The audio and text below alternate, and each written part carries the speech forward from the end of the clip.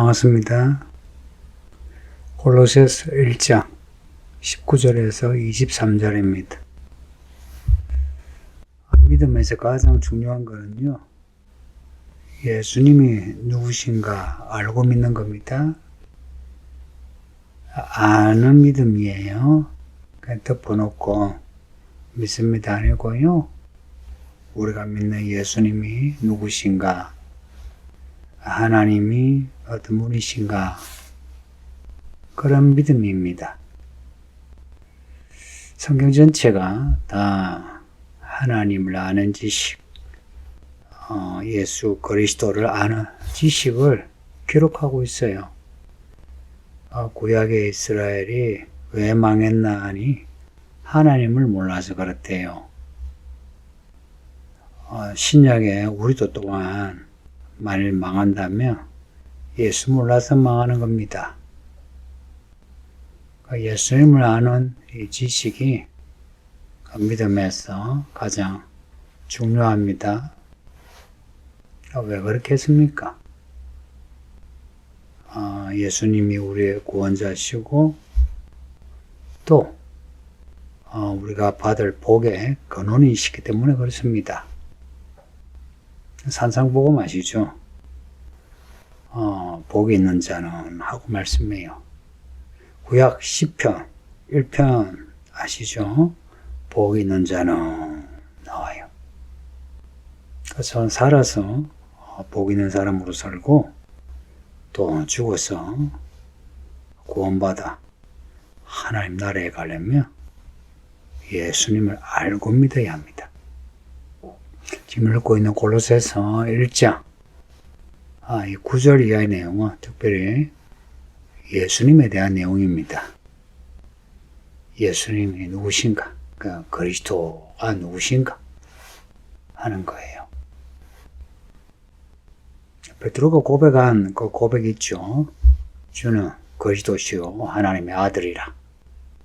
그 고백의 내용이 오늘 이 9절 이하의 내용입니다. 19절에서 23절 오늘 본문은 앞에 읽었던 9절 이하의 내용과 연결됩니다. 예수님은 하나님의 아들이시라는 거예요. 보이지 않는 하나님의 형상이에요. 예수님을 보았죠? 그럼 하나님을 본 겁니다. 예수님의 말씀을 들었죠? 하나님의 말씀을 들은 겁니다. 예수님께 우리가 순종하죠?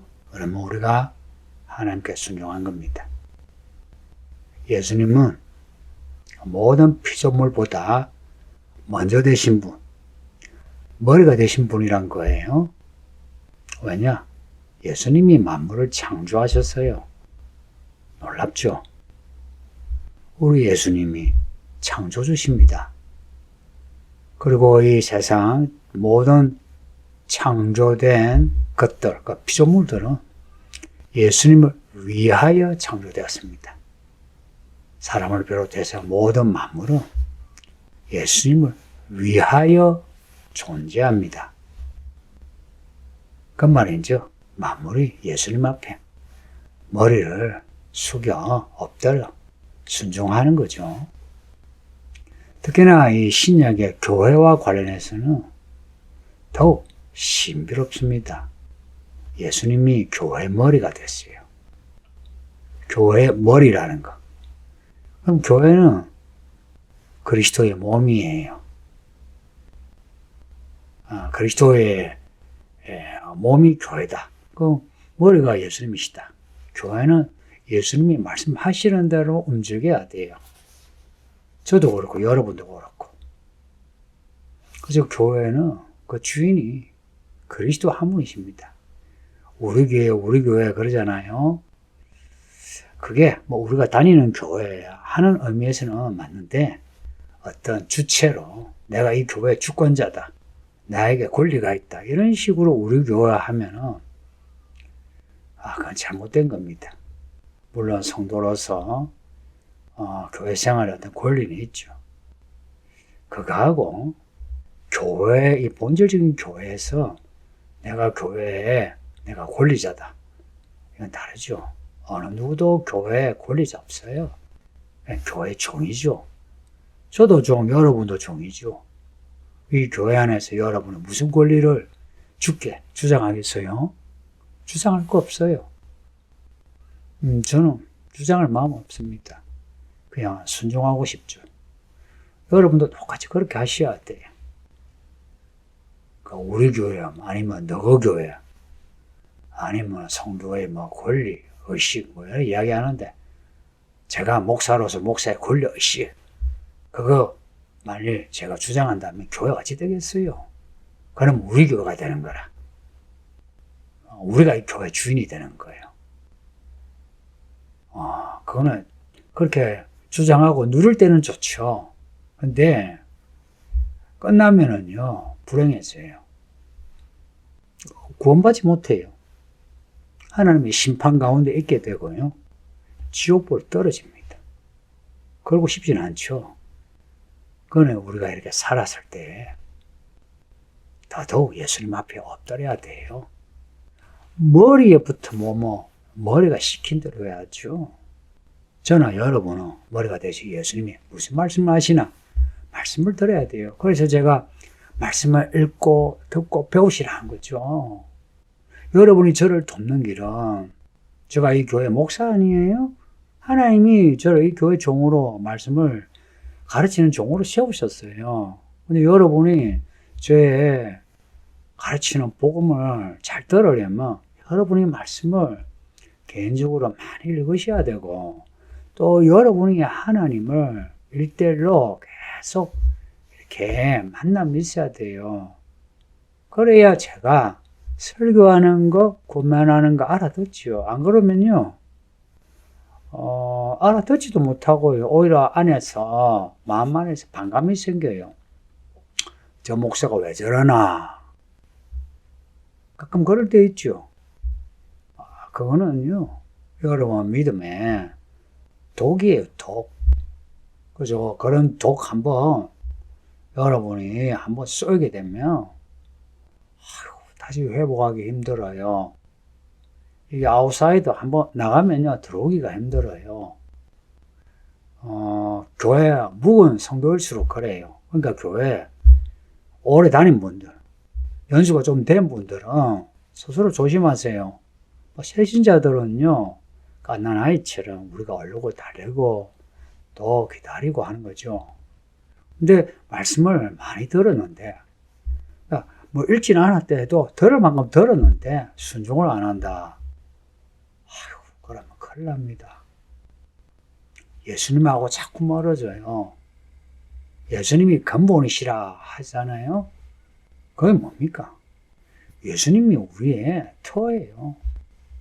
예수님 안에서 살아야 된다는 거죠. 예수님이 어떻게 그렇게 우리의 그리스도가 되셨나? 이거 생각하면 우리가 어떻게 믿어야 하는지 답이 나와요. 예수님이 사람이 되셨지 않습니까? 그리고 사람으로 성장하셨어요. 그리고 사람들에게 미움을 받아 고발당하고 얻어맞으시고 욕먹으시고 십자가 못 박혀 죽으셨어요. 그냥 뭐 단칼에 목숨이 날아간 게 아니고 긴 시간 물과 피로 흘리며 고통을 당하며 그 죽음의 고통 한 방울까지 다 마시고 아야 하고 죽으셨어요. 그 예수를 우리가 믿잖아요. 그 예수를 우리가 믿으면 그 예수님의 죽음, 십자가의 그 죽음, 그 흘리신 피와 물, 이걸 잊으면 안 되죠. 나를 위해 그렇게 죽으셨어요. 우리가 예수님을 위하여 살아야 한다 그러죠. 어떻게 예수님을 위할 수 있습니까? 예수님의 길을 가는 겁니다. 예수님의 나를 따르라 하셨죠. 우리가 예수님을 따르면 돼요. 예수님을 따르기만 하면 예수님이 죄와 사망을 이기신 것처럼 우리도 죄와 사망을 이겨요. 예수님을 따르는 이 믿음이 뭐냐? 구원받는 믿음입니다. 그게 어려운 믿음이에요. 그냥 말로만 믿습니다 하면요. 이것은 구원받는 믿으면 안 돼요.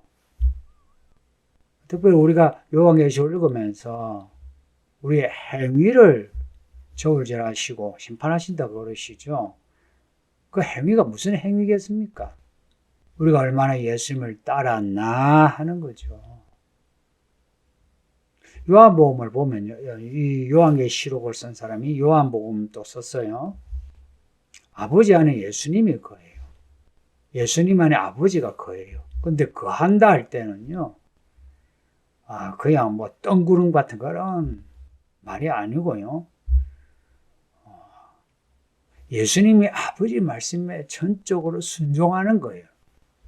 그리고 예수님의 그 말씀에 아버지 하나님이 꽉 차 예수님의 그 말씀을 이루어 주시는 거예요. 똑같이 우리가 예수님을 믿는다, 우리가 예수님 안에, 그리스도 안에 있다 하는 것은 예수님을 온전히 따라가는 겁니다. 따라가는 내내 예수 이름을 우리가 찬양하고 예수 이름으로 기도하고 사람들에게 예수 이름을 자랑하는 거예요. 예수 믿으시라고. 예수님을 믿으면 구원받는다고. 예수님을 믿으면 하나님이 도우신다고. 그렇게 예수 이름을 우리가 부르죠. 부르면은 하늘에 계신 아버지 하나님이 그 예수의 이름 안에 충만하시가 꽉 차셔가지고 하늘에 계신 아버지 하나님이 우리 안에도 충만하세요. 우리가 예수 이름을 부르면 아버지 하나님이 우리 안에 충만하시다니까요. 신기하지 않습니까? 이런 거는 혼자서 그냥 생각하면 흔히 말하면 뇌피셜이 돼요. 그러지 마시고 일상에서 예수님을 쫓아가는 액션, 큐 행동하셔야 합니다. 그렇게 하면 정말 예전에는 생각할 수 없는 사건이 많이 일어나요. 첫째는 내 내면이 달라지고요. 그리고 내 생활이 달라져요. 그리고 우리 삶에 어떤 패턴이 있다는 거 아세요? 뭐 지그재그로 갈짓자로 이렇게 살아온 거 아니에요. 우리의 이 지나온 삶을 돌아보면 이 점과 저 점으로 이어지는, 그 다음 또 점으로 이어지는 어떤 패턴이 있어요. 이 삶의 패턴이 달라져요. 성경에 나오는 이야기 패턴이 있죠. 성경 이야기의 패턴을 그대로 따라가게 돼요. 이게 하나님의 은혜입니다. 우리는 원래 세상 사람 아니에요. 죄인으로 죄를 짓다가 죄값으로 죽어 지옥 가는 거죠. 그러 우리인데 우리가 예수님의 십자가 은혜로, 다른 말로 하면 예수님의 피값으로 우리가 이렇게 구원을 받았다. 그 구원받았다는 것은 우리가 하나님의 나라에 들어갈 수 있게 된 거예요. 하나님을 나의 하나님으로, 혹은 하나님을 아버지로 이렇게 부를 수 있게 된 거예요. 예전에는 생각도 못한 일이죠. 예전에는 우리가 하나님하고 원수였어요. 근데 예수님의 십자가 은혜로 하나님과 친해진 거죠. 이걸 오늘 보면 화목이란 말로 표현하고 있어요. 화목이 뭡니까? 서로 화합한 거예요. 친해진 겁니다. 우리가 하나님을 아버지라, 아무나 아버지로 안 부르지 않습니까? 하나님을 아버지로 부를 만큼 우리가 화목해진 겁니다. 단지 예수 믿어 죄와 허물이 깨끗해지는, 덮어지는 이걸로 끝나지 않고 거룩하신 아버지 하나님의 자녀가 되어 우리도 거룩하게 살 수 있게 된 겁니다. 흠없이 살 수 있게 된 겁니다. 살 수 있게 됐다, 이 이야기지. 우리가 지금 예수 믿으면 하나 흠도 없고 책망할 것도 없고 완벽하게 거룩하다 이건 아니죠.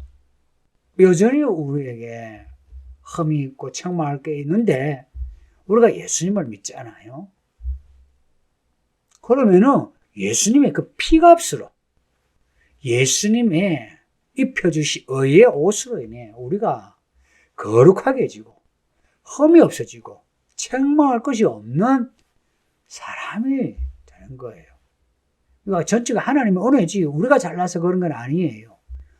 우리가 읽었던 요한계시록 19장 13절에 보면 백마탄 예수님의 모습이 나오죠.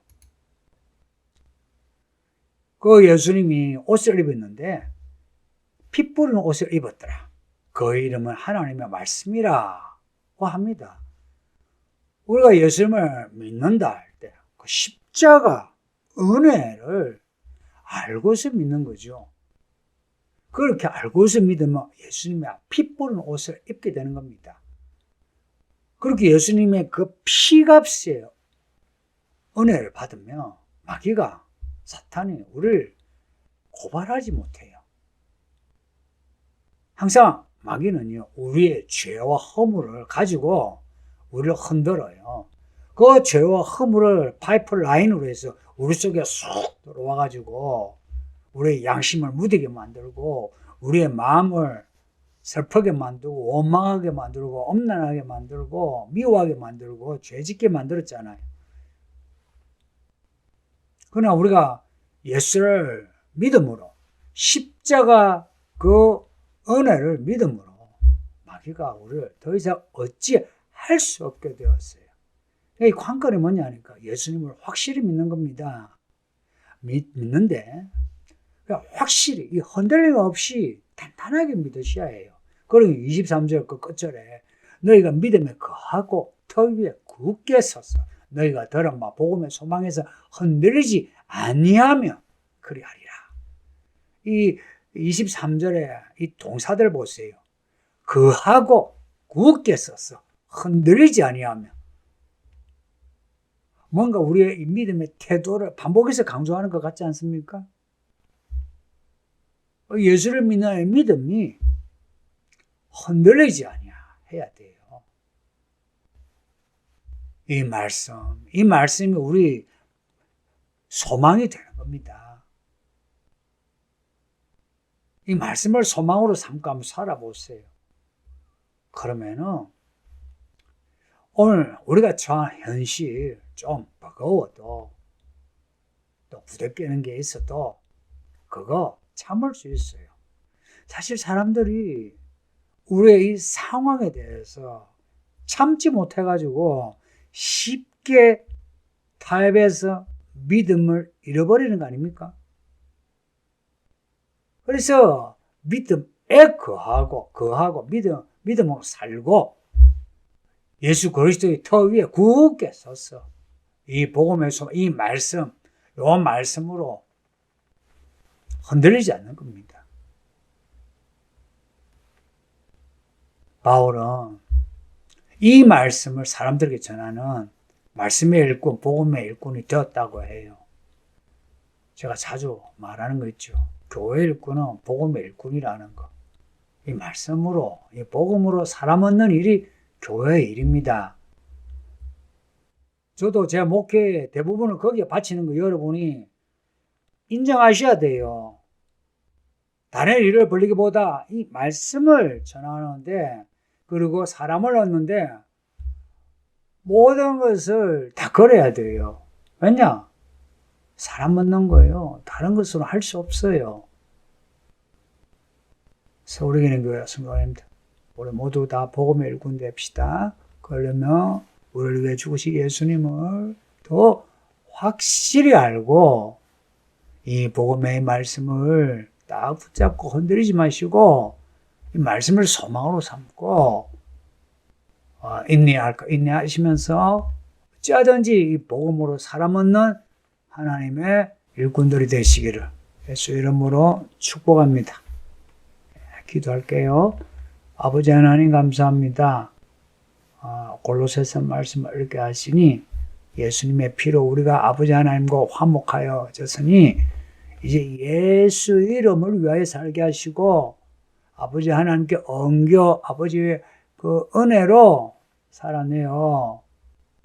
살아가는 동안에 항상 믿음을 가하고 예수 그리스도 그 터 위에 굳게 서고 복음의 소망을 붙잡고 흔들림 없이 달려가게 하옵소서. 오늘도 우리의 일상을 감당할 수 있는 은혜를 주시기를 간절히 원하고 예수님 이름으로 기도합니다.